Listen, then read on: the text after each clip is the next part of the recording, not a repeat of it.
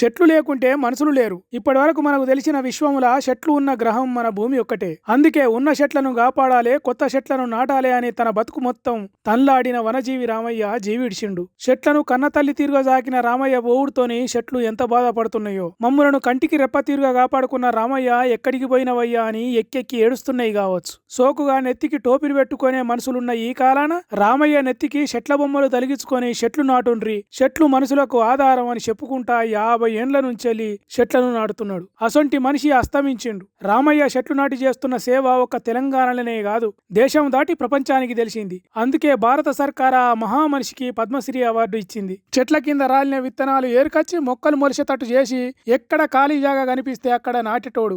ఏపుగా పెరిగి ఆక్సిజన్ గాలిని ఇచ్చే చెట్లను కావలించుకొని మా అమ్మవే నువ్వు అన్నట్టు ఆనందపడేటోడు. అందుకే ఇప్పుడు దేశం మొత్తం వనజీవి రామయ్య త్యాగాన్ని యాది చేసుకొని నివాళులు చెప్తున్నది. ఆఖరిసారి చేతులెత్తి దండాలు పెడుతున్నారు. దేశ ప్రధాని నరేంద్ర మోడీ సారు, ఇంకొందరు కేంద్ర మంత్రులు, తెలంగాణ సీఎం, మంత్రులు, బీఆర్ఎస్ పార్టీ లీడరు రామయ్యను యాది చేసుకున్నారు. తెలంగాణ రాష్ట్రంలో చెట్లను ఇష్టం వచ్చినట్టు నరుకుతున్న ఈ కాలాన రామయ్య సొంటి చెట్ల ప్రేమికుడు లేకపోడు బాధ కలిగే ముచ్చట అంటున్నారు. రామయ్య గురించి తెలిసినోళ్ళు, తను చేసిన సేవ గురించి తెలిసినోళ్ళు మళ్ళొక్కసారి యాది చేసుకొని తన ఆత్మకు శాంతి కలగాలని కోరుతున్నారు.